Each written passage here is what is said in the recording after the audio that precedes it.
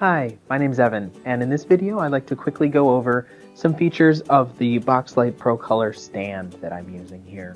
If you have one of our newer motorized stands, I want to point out a few different ways that you can operate that and set it to your preferred height, as well as move quickly between two separate heights for different groups of students. Maybe you have younger students that need that display very low to the ground, but you would prefer to use the display more at eye level for yourself. So I'll walk you through a couple different ways to do that. First, this stand has some buttons in the back. On that center column, there are two buttons up and down. That's a great way to set the display height initially, but you probably don't want to be walking around the back of your panel every time you set the height. So there's a couple different options as well. There's a wired remote that comes with the panel that has a simple up and down button.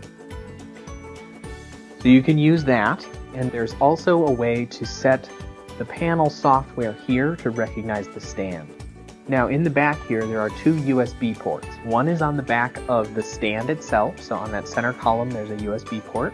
And then on your ProColor panel, just under here, just on the bottom, there is a single USB port that's for accessory use. That's not for inserting a flash drive or anything else, it's just for this cable. And again, it's tucked around under the bezel on the very bottom of the display. So if you plug a cord into that port as well as the back of the stand, now you'll have some additional options that appear on the panel. If you use these arrows that are on the side of your screen to open up your toolbar here, you'll see a new option here below the input settings that's just appeared. And that gives you some controls for the panel itself. You have your up and your down arrows, just like you had on the wired remote, but then you also have two programmable settings. And the way these work is you can have a height 1 and 2 that you can store in the panel. So if there is a height that you use commonly, where you're going to move up and down to the same heights on a regular basis, you can store those in here. So for example, here as height 2, I have stored a setting for younger children where that panel is absolutely as low as it goes on this stand. So maybe kindergartners or even preschoolers can come up and use this panel comfortably at their own height.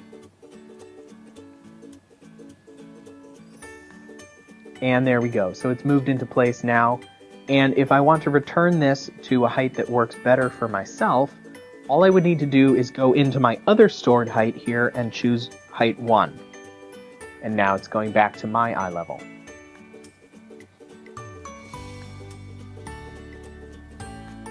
Perfect, there you go. And in order to set those heights yourself, you'll want to press and hold on the number that you want. So I'm at this my eye level here. I'm going to set that at height 1. So I just push and hold on 1, and it tells me now that it's saved the first height. You could even go higher if you needed to, maybe so children in the back of the room can see even a little easier. So that is some steps that you can take to make this ProColor motorized display stand a little bit easier to use and handy for different groups of students in your classroom.